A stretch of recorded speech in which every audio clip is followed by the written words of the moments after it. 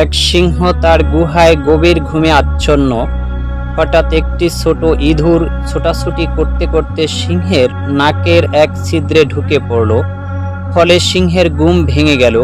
সে ইঁদুরটিকে থাবা দিয়ে ধরে মেরে ফেলতে উদ্যত হলো। ইঁদুরটি অত্যন্ত বিনয়ের সুরে বলল, দয়া করে আমাকে মেরে ফেলবেন না, সময়ে আমিও আপনার উপকারে আসতে পারি। একথা শুনে সিংহটি হেসে বলল, তুই এত ছোট জীব হয়ে আমার কি উপকার করবি? যাক, সিংহটি তাকে ছেড়ে দিল। এর কিছুদিন পরের ঘটনা। সিংহটি একটি দড়ির শক্ত ফাঁদে আটকে গেল। ফাঁদে পড়ে সিংহটি ভীষণ গর্জন করতে লাগলো।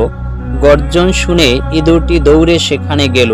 সিংহের বিপদ দেখে সে তার কানের কাছে গিয়ে তাকে গর্জন করতে নিষেধ করলো, কারণ যারা ফাঁদ পেতে রেখেছে তারা গর্জন শুনে ছুটে আসতে পারে। ইঁদুরটি এবার তার কাজ শুরু করলো। সে তার দাঁত দিয়ে ফাঁদের দড়ি কাটতে শুরু করলো। অবশেষে সে সিংহকে ফাঁদ থেকে মুক্ত করলো। মুক্তি পেয়ে সিংহটি ইঁদুরকে ধন্যবাদ দিল এবং সেই সঙ্গে বলল, তোকে আমি অবজ্ঞা করেছিলাম, কি বুঝলাম কাউকে অবজ্ঞা করতে নেই। শিক্ষা, ছোট বলে কাউকে অবজ্ঞা করতে নেই। বিপদে যে কেউ উপকারে আসতে পারে।